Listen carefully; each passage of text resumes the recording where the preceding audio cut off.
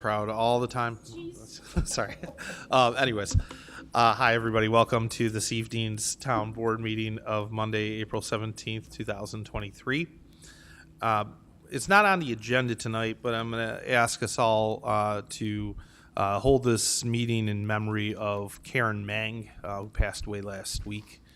Karen is the wife of Pat Mang, who's a mayor in the village of Kenmore, and I know the village of Kenmore is going through a period of grief and trying to figure out exactly what's going to happen next as Pat makes his decisions. So with that in mind, I think we can all relate to the need of somebody who's working in a job to have the support of their spouse or significant other, and I'd ask for a moment of silence for Karen.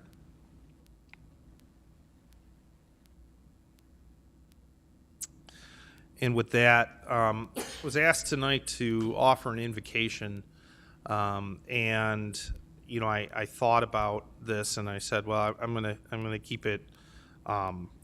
I'm going to keep it pretty short in light of the proclamation that's coming up next, and just ask everybody to say a prayer or keep in your minds those who continue to work on the front lines of disease and illness in this country and in the world, most of whom are represented by the Nurses Association that is joining us this evening. People who really go out of their way to care for others, often ahead of themselves, and I think that it's something that we too often overlook.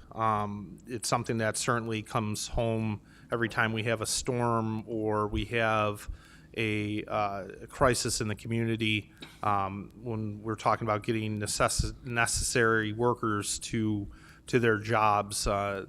Nurses, affiliated doctors, workers within healthcare environments have to get in and have to do what they do in order to keep us all safe and healthy. So with that, I will ask everybody if please first rise for a pledge of allegiance. Pledge allegiance to the flag of the United States of America and to the republic for which it stands, one nation, under God, indivisible, with liberty and justice for all. And I would ask our town clerk, France Bolt, to please call the roll. Supervisor Copa. Here. Deputy Supervisor Buckeye. Here. Councilmember Berger. Here. Councilmember Lavin. Here. And Councilmember Zuccalla. Here. First item on our agenda is the approval of minutes from Monday, March 20th, 2023. I'll motion those as they appeared in our agenda. Second. All in favor? Aye. And with that, I would ask Deputy Supervisor Buckeye to please read a proclamation this evening. Thank you very much, Supervisor Culpa. It's my great honor here with the town board to present the Professional Nurses Association with a proclamation.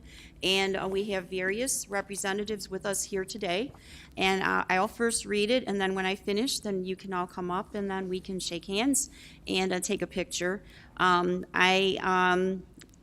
Before I was a member of the town board this most recent time, and when I was clerk, I actually had the distinct honor of serving as the president of the chapter many years ago. So it's my honor to be here today to help with this. I just would like to say for myself, being a nurse and being on the town board, and then when I was town clerk, I always viewed my nursing background as helpful to my service, because nursing is all about service. And with my background in psychiatric nursing, it was about communication and trying to deal with issues in a non-inflammatory way and work toward building consensus. And I'd like to think that my nursing background has served me very well in the opportunities that were presented to me to be able to work with the town. And I learned a lot from being on the board, and it's so nice that I have this opportunity to be able to present this proclamation today.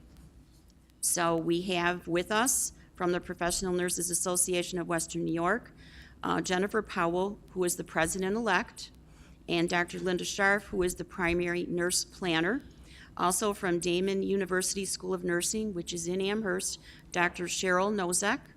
And from Millard Fillmore Suburban Hospital, also in the town of Amherst, Wendy Allen Thompson. And we are so happy that you are with us here today. And so now for the proclamation. Whereas the Professional Nurses Association of Western New York is dedicated to promoting excellence in nursing practice, improving the quality of healthcare services, and encouraging the professional and leadership development of registered nurses. And whereas the Professional Nurses Association of Western New York is the voice for registered nurses from all of Western New York, who is working to chart a new course for a healthy nation that relies on increasing delivery of primary and preventive health care.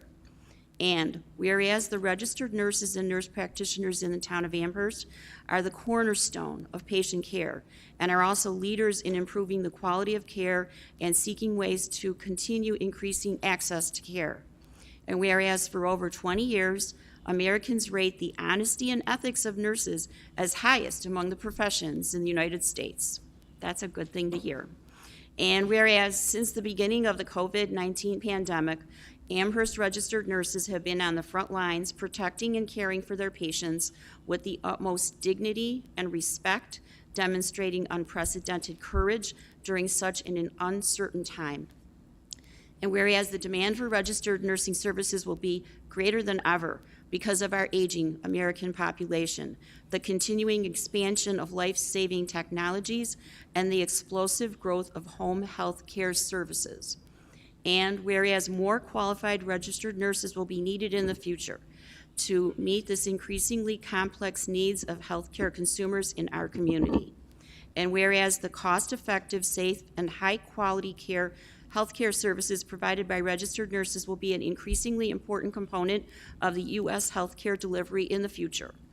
And whereas National Nurses Week will be celebrated May 6th to 12th, 2023, and the Professional Nurses Association of Western New York will commemorate the work that nurses do with the theme Western New York Nurses, You Make the Difference, in celebration of the ways that registered nurses advocate for high-quality patient care. And whereas the Professional Nurses Association will embrace this theme by highlighting the need for supportive work environments, diversity, equity, inclusion, and belonging, and health equity. Now, therefore, be it resolved that the Amherst Town Board asks that all residents of this town join in honoring the registered nurses, nurse practitioners, and licensed practical nurses who care for all of us. And be it further resolved that the residents of the town of Amherst celebrate registered nursing's accomplishments and efforts to improve our health care and show our appreciation for our nurses, not just during National Nurses Week, but at every opportunity throughout the year. And we have a signed proclamation from all our town board members. And please, the representatives, please come up and receive it. And we offer our congratulations.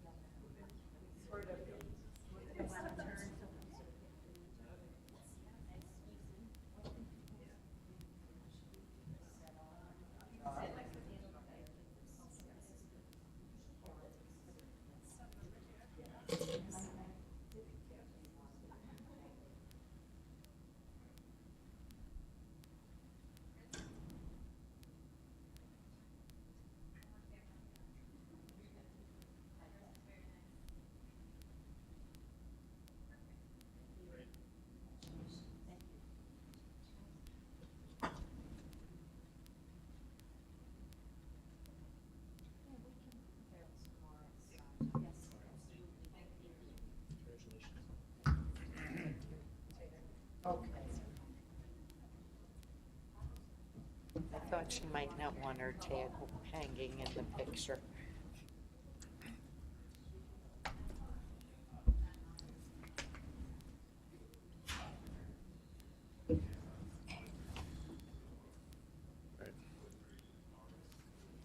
Okay, the next items on our agenda are a series of public hearings. The first is Resolution 324, which is a public hearing on Village Point Lane parking restrictions. I'm going to motion to open the public hearing at this time. Second. All in favor? Aye. And Chris Schregel from our engineering department is going to present.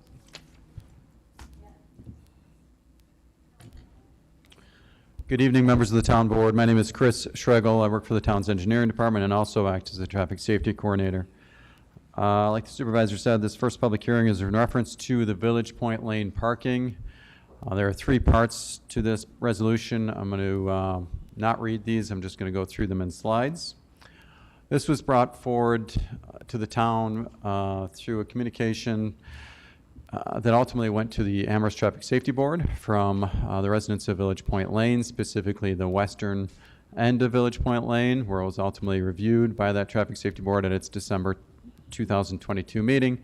Village Point Lane is just north of Main Street and east of Evans, runs off SJ just north of the Village of Williamsville boundary. Village Point Lane is under the jurisdiction of the town of Amherst. It is 30-mile-per-hour speed limit. The width is 25 feet in terms of the pavement width. There is gutter curbing. Inside that blue box on the screen, there is a bit of an elevation change.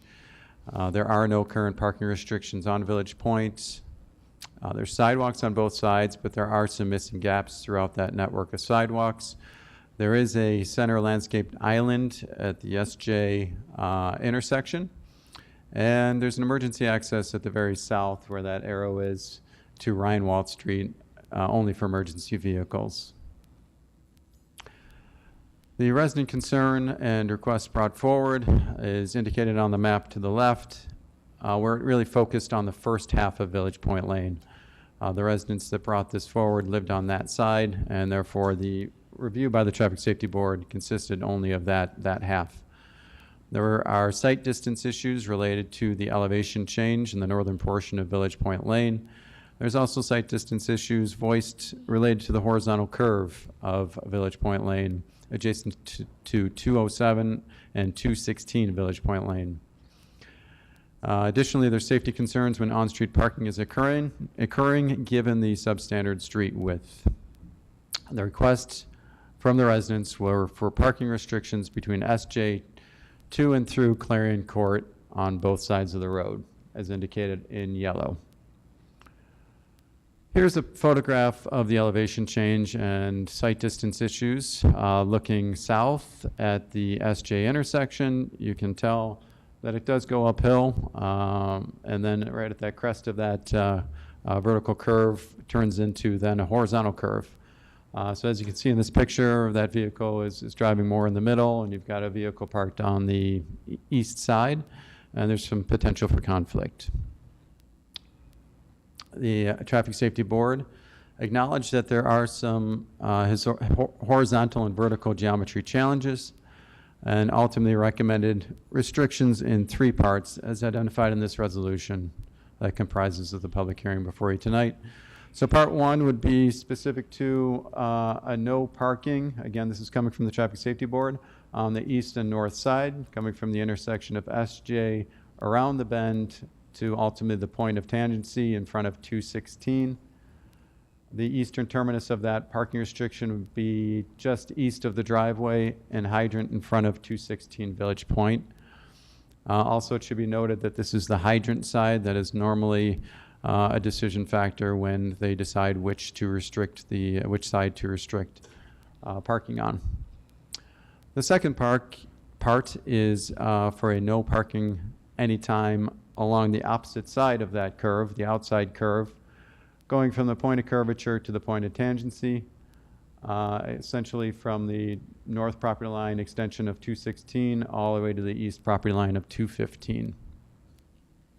And the third part is for no parking anytime on the west side of SJ to a point 100 feet south. That's essentially just trying to get the restriction adjacent to that landscaped island. It cannot accommodate parking with that landscaped island present. So this slide represents what the residents requested on the left and what Traffic Safety Board is recommending. As you can tell, the difference, this is essentially everything both sides, and Traffic Safety Board decided to leave this gap on the west side reserved should vehicles or drivers want to park on that west side. The communication that I received prior to this public hearing was addressed to the town board on April 12th, essentially asking that Part 3 be connected to Part 2 and be extended all the way to the east side of 215. The reasons cited were for sightline concerns as well as potential difficulty exiting the driveway of 115 Village Point if vehicles were to be parking on flanking both sides of that driveway. So again, this is the resolution before you tonight, parts 1 through 3, shown graphically on the screen. At this time, I'll open it up for questions and comments. So, I think that, can you go back to the requested first? Yeah, thank you. So this is one of those weird streets, right? It ultimately has no outlet, right? It's just a series of cul-de-sacs at the end. Correct. If you look at the overall. Yeah. And, then there's a separation gate, I think, between that and the last house up the block and the village, right? All the way. It doesn't actually, well, it looks like it cuts through in that graphic into Williamsville, but it doesn't come through into Rhinewald. Dead ends there. Correct. There's like stone pavers with a removable bollard. Right. So, this is one of those challenges that we have in the town whenever we deal with snow removal events. Although Pat may or may not be willing to agree with that, but he's got a series of these things, right, where we've got to basically dig into a neighborhood. And one of my concerns is that with the proximity to commercial along SJ, that the beginning of that street is pretty inviting, right? And then some future potential for the future development along Evans that the village has planned could create a path similar to what you saw in the village of Williamsville on Howard, which is a dead end that backs up to the St. Francis home, where you'd have staff kind of parking in a narrow dead end street, and then ultimately have cars kind of back up. This road's just goofy, so I guess my question would be, why do you think Traffic and Safety decided not to grant the full restriction? I think it was due to site visits not seeing any parking occurring at this present time. At the time, They usually take a wait and see approach when it comes to potential overflow parking from businesses. So they're hesitant in doing the full restriction. So one of the questions I've had from some residents is, why not do a full restriction all the way up into the cul-de-sac, and that's something that I assume wasn't ever really noticed, right? Because No. we only No, worked off of the right. first residential concern. Correct. Okay. All right. Any questions from the rest of the board? My only question would be, I can see, the proposed area for the no parking area. And then I can see even the whole area from SJ going up to about 215 to 16 Village Point. My only question would be, what if those people had a gathering, or what if they had healthcare people that needed to come into the home? Where do people park? I mean, I see, the need for no parking, but I'm just wondering about the practicality of it, like where would someone park? Sure. Although those are homes that are bigger, so maybe people would park in the extended driveways, but I'm just asking that question from a practical standpoint. Where would you park? So I think that's a question that maybe we'll hear from residents on in a few minutes. Is there any other questions from the board? Okay, are there any comments from the audience? And if somebody felt like they could somebody address, or feel free as you want to address the deputy supervisor's question? Sure, if you would. I'm going to ask you to state your name and address for the record. Good evening. Thank you for your time. My name is David Schutte. Our address is 115 Village Point Lane, as we can see right on the map there. I'll be brief. On behalf of all the residents, both up to Clarion Court and beyond, we do really request that the board seriously look at having no parking anywhere in the Village Point Lane or Clarion Court. There's major safety concerns that we all have. There's also no need for on-street parking because most of our homes have plenty of parking in the driveway and or in the courtyard. And I think it would create a major safety issue if we had on-street parking, especially in the winter, with lighting and with snow and in the width of 25 feet that we've clearly seen with emergency vehicles have a difficult time getting through. So I would request at this time that you seriously look at no parking anywhere in the entire Village Point Lane. Thank you. Chris, is it 25 feet from gutter to gutter? Or pavement only? Okay, thanks. Anybody else have any comments? Again, I'm going to ask you to state your name and address for the record. Good evening, Victoria D'Angelo. I reside at 216 Village Point Lane, which is the house right in the middle of all of this, as well as Dave Schutte's house. The area that the parking is being permitted is the most dangerous part of the street. I look out my kitchen window and I look out my front door and I see cars come down, and if we had parked cars along this area, you would have head-on collisions day after day after day, even if there was just one car parked on the street of this area.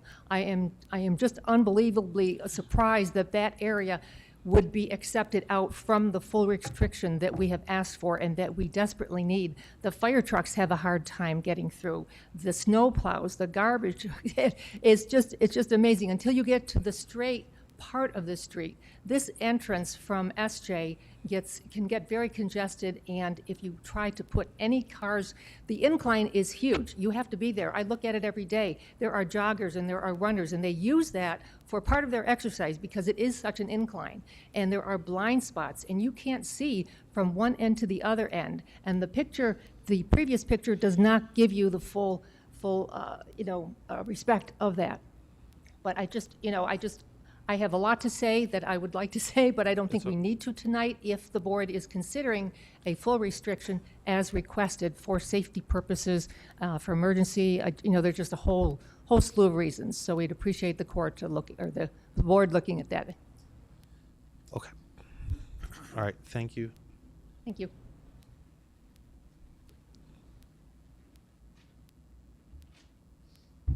Hello, good evening.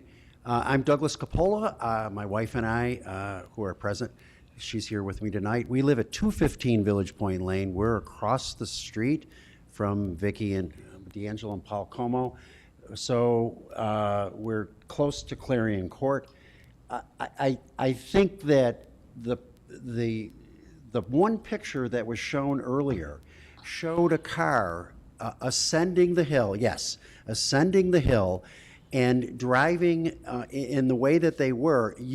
Can you possibly imagine if there were parked cars on to the right of that car?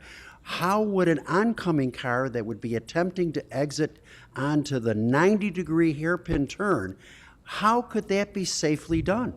I think that this will help the town if you don't approve the parking or prohibit parking. Then you won't be facing liability. If you approve of the parking, you're creating a dangerous condition, which I think exposes the town to unnecessary liability concerns. All of our homes have adequate parking for all of our guests to come and go in terms of things. We need garbage truck access, we need emergency truck access. It's just not wide enough. It's barely wide enough for two cars to safely pass. It isn't wide enough to allow for parking. And, additional pictures, it's funny, we have a lot of snowbirds in our neighborhood. A lot of people are just coming to be aware of this, and we've had our little neighborhood meetings about this. And I think if you saw, the proper representation with, like, people parking cars, just to give you a perspective, there isn't room for cars to pass by. There's only room for one. It's otherwise an extremely, it's uphill almost 4 stories to the top of the hill, and then it's like a 90-degree left turn. It's an unusual street, but there's 19 residences up there, and we appreciate you taking into account that we're trying to get ahead of a safety concern, and there just shouldn't be parking permitted. Dave Schuete's house at 115, if there's parking permitted and he and his wife are trying to exit their driveway onto the street, that's another complication that currently doesn't exist. But we really want to thank you for understanding the issues and giving due considerations to the residents' concerns. Thank you. Okay. All right, thank you. Yeah, go ahead, please. So they wanted on Place Street, they wanted parking. Hi, my name is Beverly Lotempio. Can you hear me? And at 247 Village Point Lane. Can you bend the microphone down a little? It'll bend. Yep, there you go, perfect. Is that okay? Yep. Okay. Okay, actually, I'm here, we are to request that Village Point Lane remain parking-less, that there is no parking on it for many reasons. We've lived there, we built the house 11 years ago. And what we're really thinking of is that our street, similar to Belmont, Ego, SJ, all flow into Evans. And they have no parking, no standing because they're also narrow streets. And we want to ensure the safety of our residents as well as to recognize the liability with additional parking on the streets. And we've already talked about it being 25 feet as opposed to 28. I've consulted with a friend who's a retired civil engineer, told me that makes a big difference in traffic flow, and that you have to be very careful about it, and you're not going to get 3 cars in that area at all. We had an experience that we witnessed with the fire truck. It was the first fire call that we saw went up there, and we heard it. We went to the front door to look.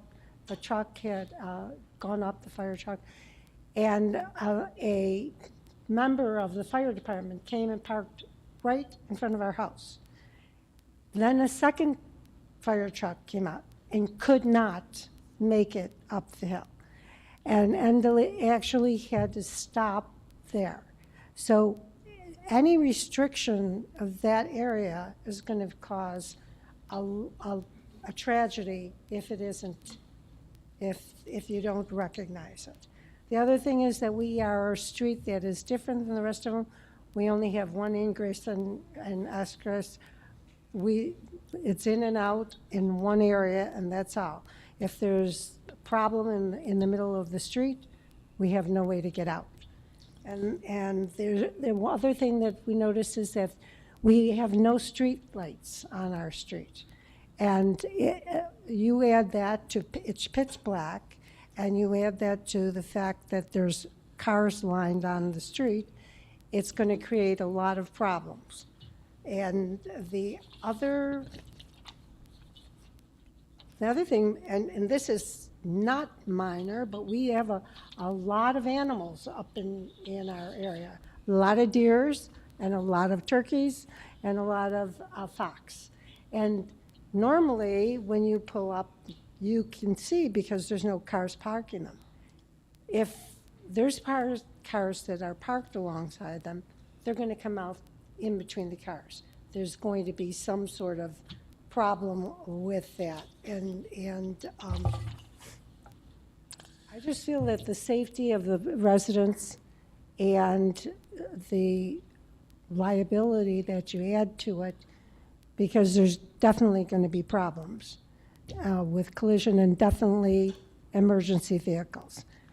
And I appreciate you taking the time, and I hope that you consider our request. Thank you. Thank you. Is there anybody else?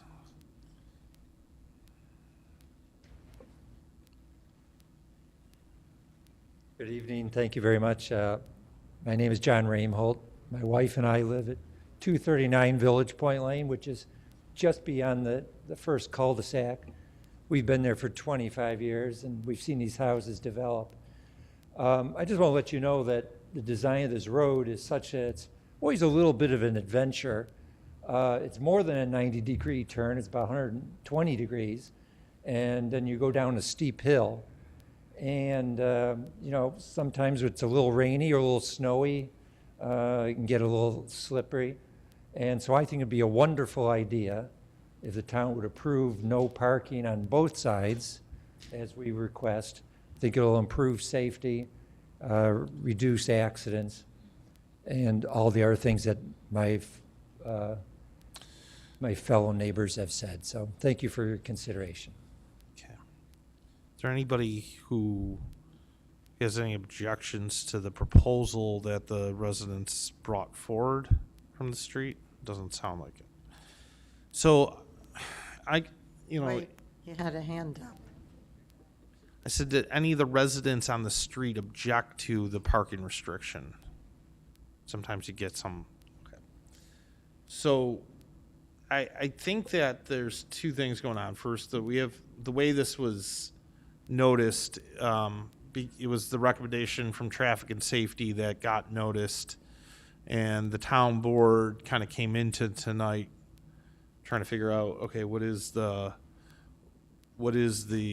scenario that, you know, is best suited here. I know, you know, I think we need to think about whether or not we put the question out publicly of the full restriction as was requested. Then would we have noticed it different or not? I don't know where the board is on this. I think for me, the best thing to do would be to hold the hearing open, look at the site, and if we feel as a board that we should grant the full restriction, then consider just renoticing it that way for our next meeting. Well, I have driven down the street. I did that intentionally. In the past, we've typically gone with the recommendations of traffic safety. They spent significant time studying it, but I see both perspectives. It's just goofy to ask people to park in the gutter. Except I can think about all the other places in town where that's where people park. I know, or places without curbs. Right. And that's where you park. And streets are narrow, and we don't eliminate parking. But this is a neighborhood where they're saying they don't need any on-street parking. But I wonder about deliveries and people coming to do work that may not be pulling into people's driveways. So I'm not sure, and I think I would like to hear a little bit more about how. In this area, how many driveways do you have? 115. And then Not a how many lot. gets to 207? But I'm wondering if you could enlighten us, Chris, on why traffic safety made their decision for their recommendation. Yeah, in review of the minutes, this is typically how they go about. You know, they look at the geometry, and they saw this as a straightaway without any, you know, they did not observe any ongoing parking issues, and they thought that the street width could accommodate a one-sided parking, especially with the gutter curb. Yeah, that's what I was thinking, But so, there is a vertical element like the residents indicated. It's specific to the deliveries. You are allowed to deliver in a no parking zone. Any type of drop off of merchandise or passengers are allowed. Landscaping is a little bit different, but yes, that would be allowed in a no parking signed neighborhood. There would be a lot more parking signs throughout that whole entire neighborhood. The residents would have to understand that. And then I just have for clarification, so hypothetically, you're talking about parking restrictions from SJ up to 215 Village Point Lane, or are the residents asking for the whole Village Point Lane?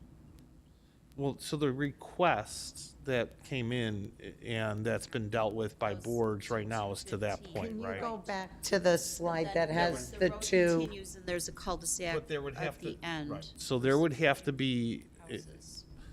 procedurally, there would have to be a different request for that. Yeah. We don't have that request in Right. front of us. But I guess I'm just trying to discern what is it exactly the residents want. Do they want just up to It's the 215, or do yellow. they want the whole street? And it would It have to be seems to noticed be differently. A little bit. But yeah, but the people that live in the area like 247, like that's around the cul-de-sac, did you not want parking there either? I'm just asking a question.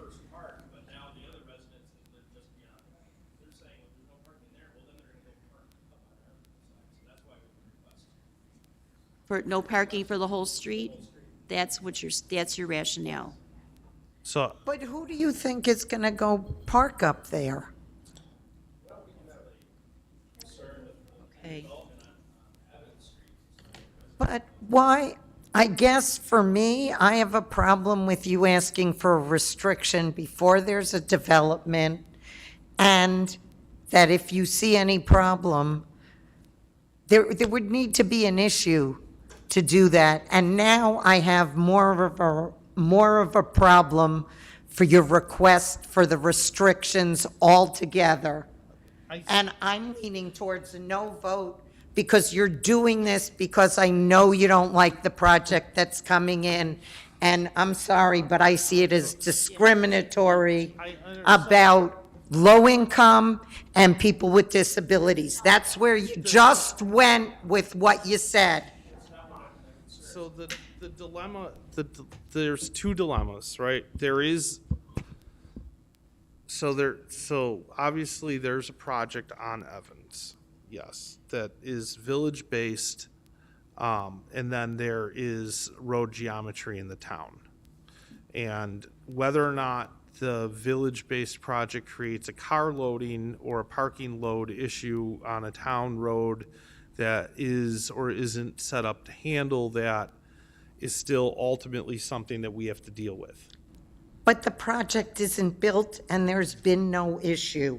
And it's because of. Traffic and safety saying that there is a sightline issue No, I now. agreed with traffic and safeties until I just heard the comment, we would like to do the whole street because we don't want people from that project parking there. They didn't say that Yes, project. one of them No, did. No, they Okay, didn't. okay. All right. So like I said, I think that there was quite a bit coming into this about, the way the town board had noticed this public hearing was the outcome of the traffic and safety recommendation, and it wasn't the original resident request.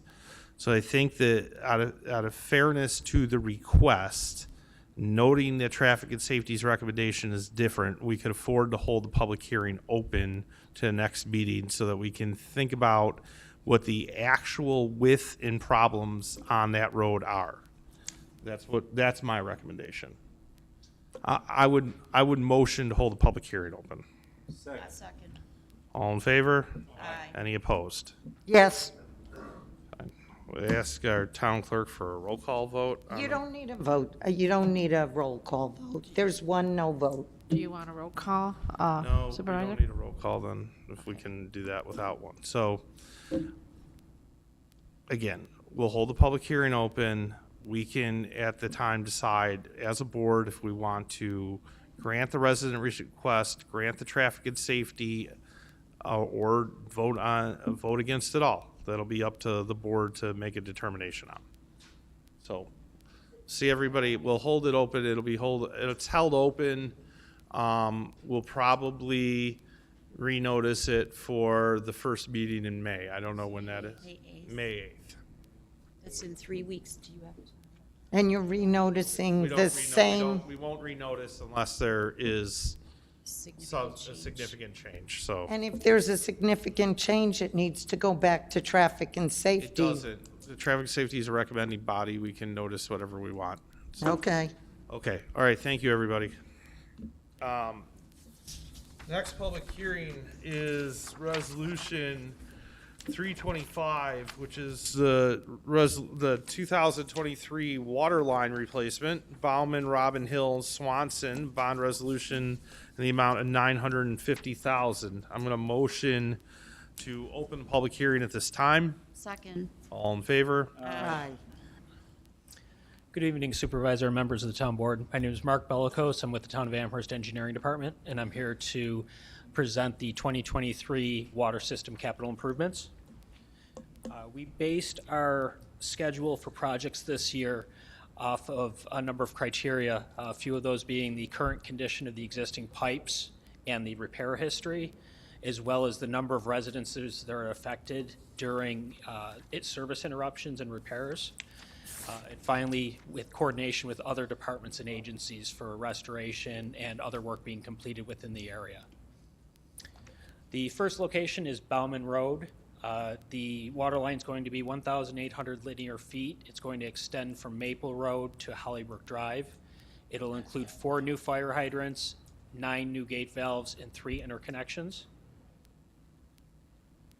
The second location is located along Robin Hill Road. This is going to start and begin on the eastern portion where the National Grid right-of-way is, extend west 1,650 feet to North Forest Road, and it will include 3 new fire hydrants, 6 new gate valves, and 4 interconnections.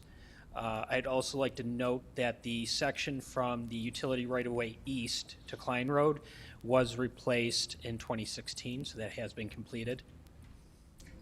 And the last location would be Swanson Terrace. This is going to be 1,000 feet of 8-inch water main that's going to extend from Countryside Lane to Somerview Lane.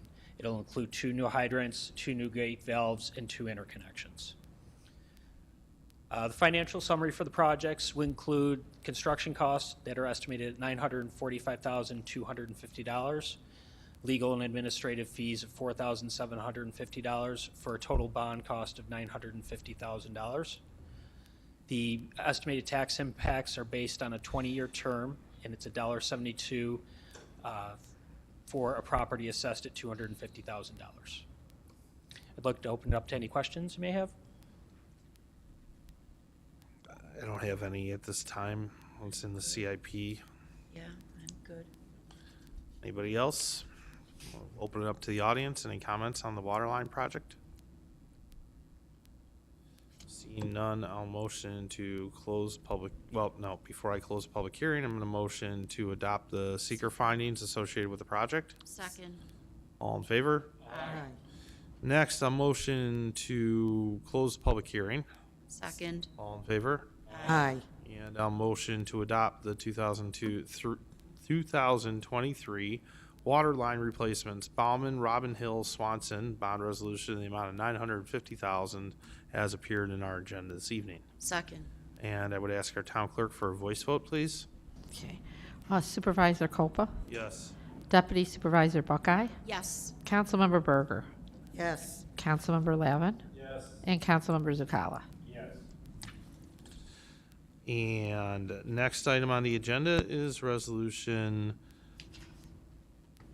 326, a local law amending chapter 203 to exclude certain public uses from our town zoning and planning process. I'm going to motion to open the public hearing at this time. Second.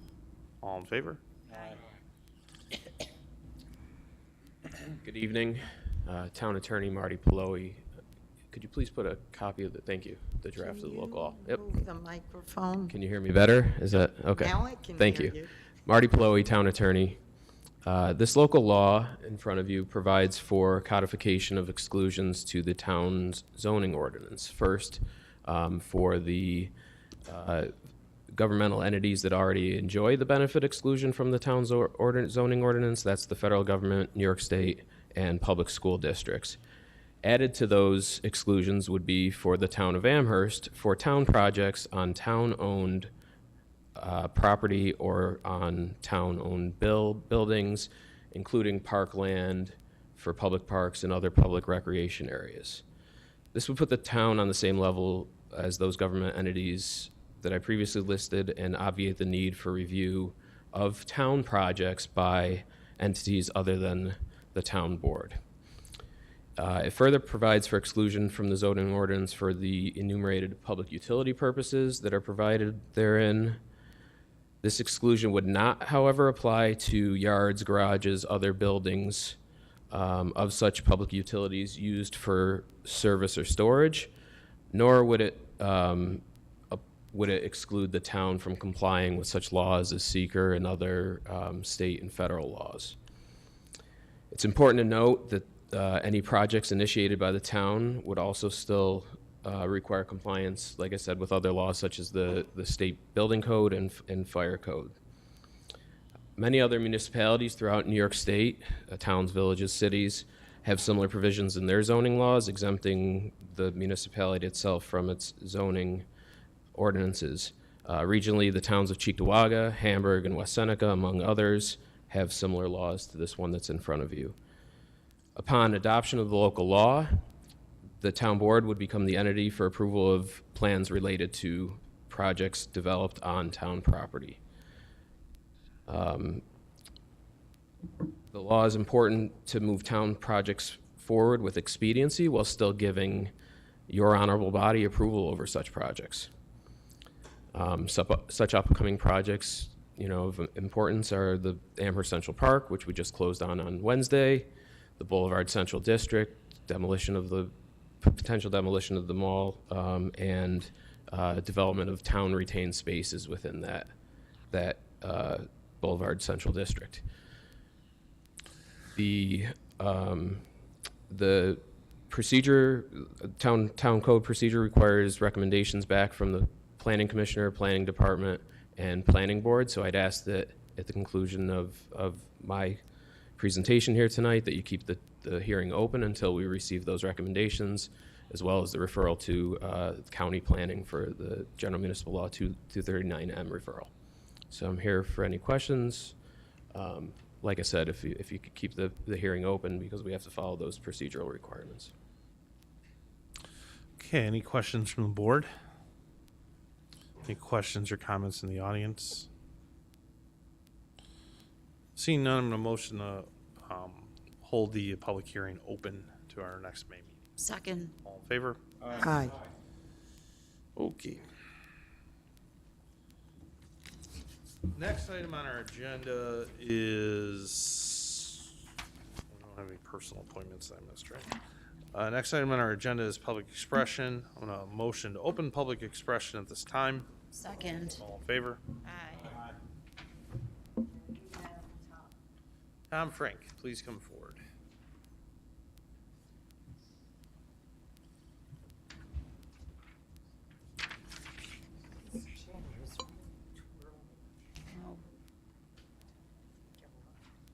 Starts to spin. Oh, I guess I should have stayed standing.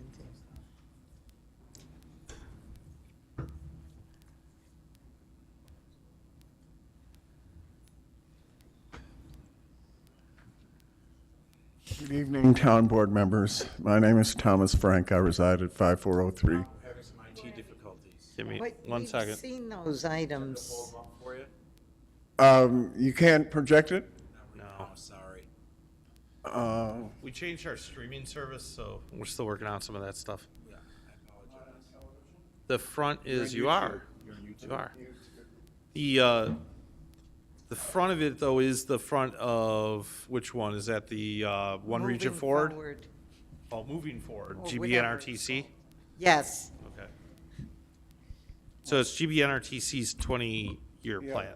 Thank you for giving me this opportunity to comment on the town's resolution 2023352, the award bid for the Canalway Trail and Hopkins Road trail safety enhancements.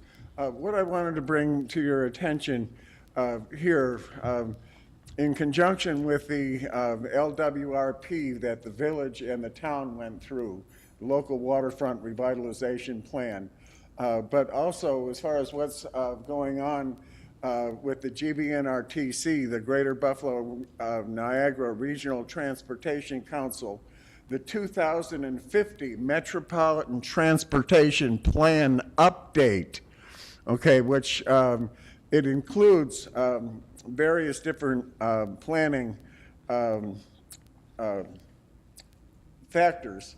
And I just want to bring this to your attention, that the Erie Canalway is a National Heritage Corridor, and that where the canal comes into Tonawanda Creek is one of the most natural historic landmarks in the United States. It's why New York became the financial capital of the world. I see in 2025 is the bicentennial of the Erie Canal, and where it comes in, I think it was a golf course down there that went defunct or something, but most people don't even know that the point is there. But also, what's very interesting about the LWRP has to do with the fact that Ellicott Creek and Tonawanda Creek are both tributaries of the Niagara Basin watershed, as far as the floodplain and as far as the hydrogeographic topography, having to do with, we're looking at the infrastructure management and maintenance through 2050. As far as the water lines, the sewer lines, and the highway storm sewers, the infrastructure, the utilities that support the transportation system, and that the Erie Canalway Trail is part of the Niagara River Greenway and the New York Power Authority relicensing settlement as far as Erie and Niagara County. That as far as the Westwood Pharmaceutical Country Club being the Amherst Central Park Greenway, they're all interconnected hydrogeographically. And that, I just wanted to bring that to your attention, that there's an opportunity here that we're looking at about a $10 million capitalization over 2023, 4, 5, 6, and 7, 5 years, and it's going to have an impact on the region of between $250 and $500 million of value benefits. Thank you. We are putting our LWRP to good use, and Westwood's the start, so I appreciate that. Thank you. Yeah, thank you. He was the only name on the list. There's Yeah, somebody please else. state your name and address for record. Want me to put my name on the list? Yeah, please.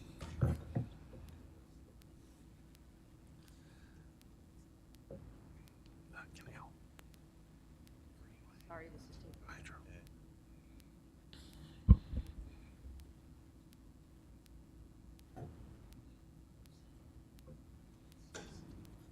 Okay, thank you.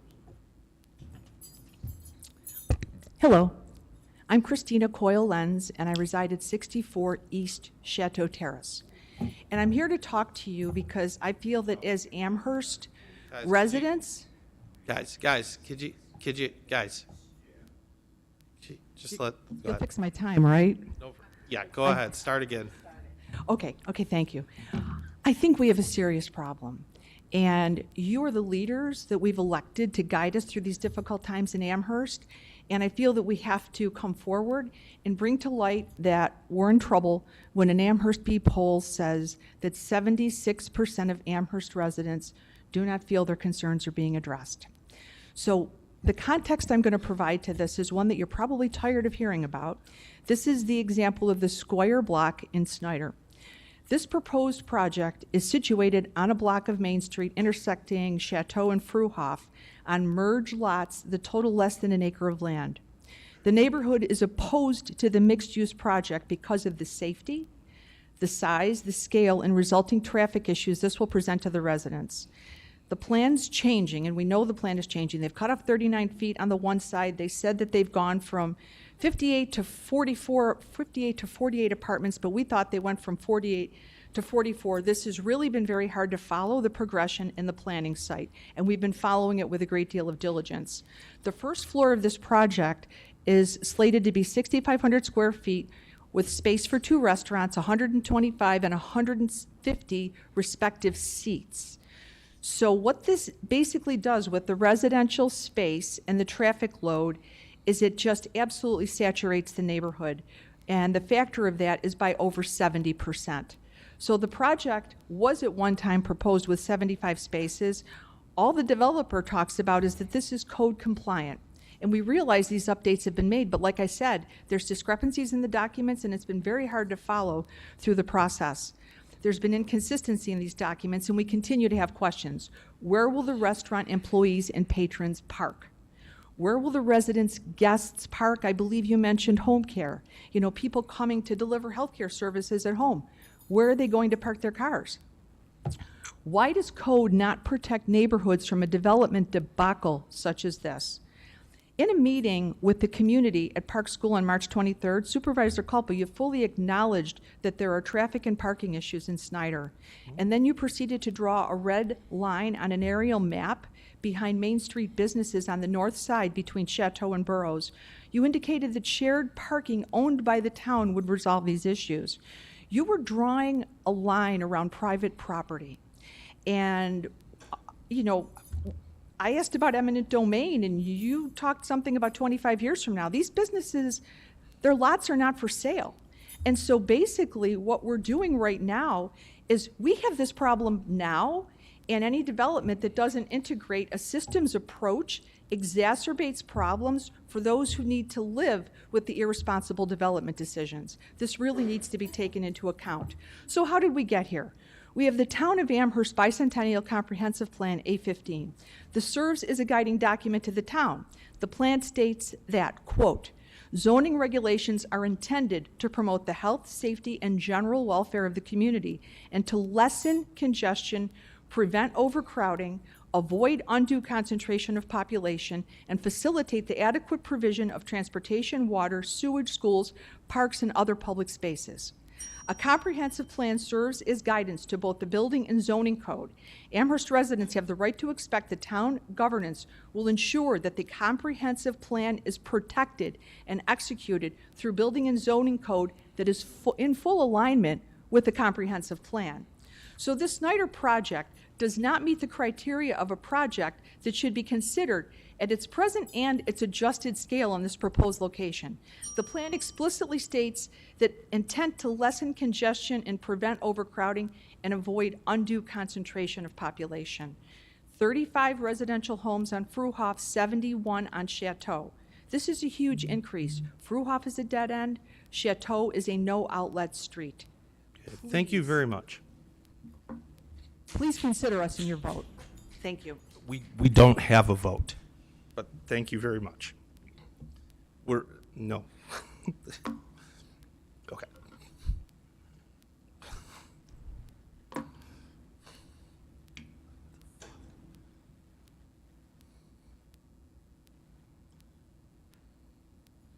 Hi, I'm Cynthia Selden, 41 B. Hunter Court, East Amherst. Saturday night, the Audubon branch was officially reopened, the grand reopening after the expansion. And I privately got to thank Deputy Supervisor Buckeye, who's our liaison. I got to thank Supervisor Culpa for all his support, Councilmember Lavin, and Councilmember Zucala. I'm here tonight not as an Amherst trustee. I'm here tonight as an Amherst resident and taxpayer to say thank you. We are so lucky to have a board that cares about its constituents and the public and the need for libraries. All over the country, libraries are getting books banned. They're not being funded by their local legislature. And right in Amherst, we have the jewel of the Erie County library system. And the library isn't just about books. When I was a kid, I went to the library, I got my Nancy Drew books and went on my way, or I did a school project. It's not like that anymore. It's a valuable point in the community. Our library system offers so much more than books. And again, I just think the taxpayers should know what wonderful public servants you are in this area. And in lots of other areas, but specifically I'm speaking about the library. So thank you, thank you, thank you. Thank you, Cindy. Okay, anybody else? See done on motion to close public expression. Second. All in favor? Aye. Next, we have a consent agenda this evening. I'd ask our town clerk, please read the consent agenda. Deputy Supervisor Buckeye, 1. Councilmember Lavin, 1. Town Attorney, 5, 6, 8 is withdrawn, 9. Town Clerk, 1, 2, 3, 4. Building Maintenance, 1. Controller, 1. Contract Compliance, 1, 2, 3, 4, 5. Economic Development, 1. Engineering, 1, 2, 3, 4, 5. Highway, 1, 2, 3, 4, 5, 6, 7, 8. Human Resources, 1, 2, 3, 4, 5, 6, 7, 8. Planning, 1, 2, 3, 4. Police, 1, 2, 3, 4. Senior Services, 1. Sewer Plant 16, 1, 2, 3, 4.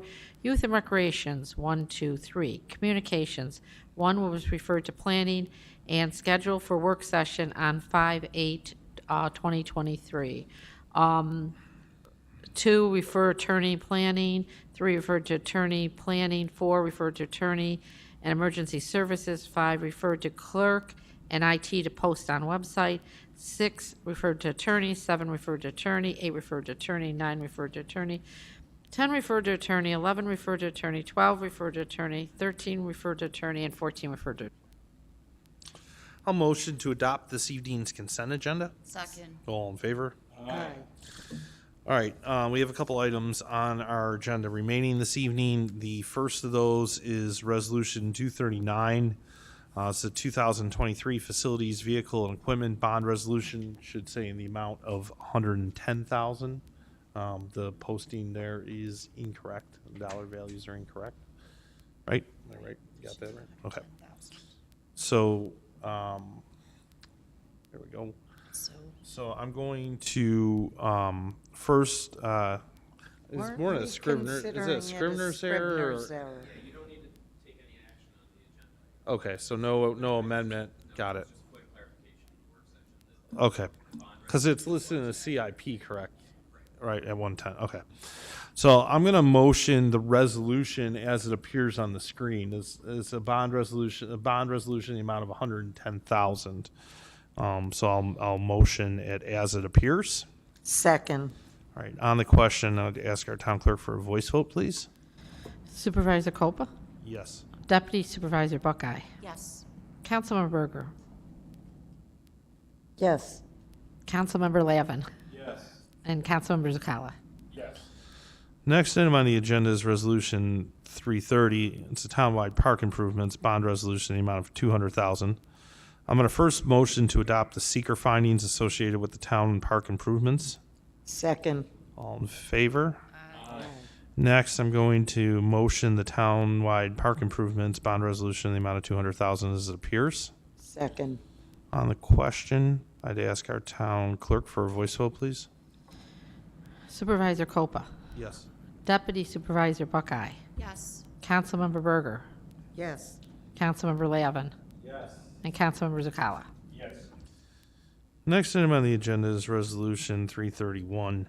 It's a townwide road striping bond resolution in the amount of $100,000.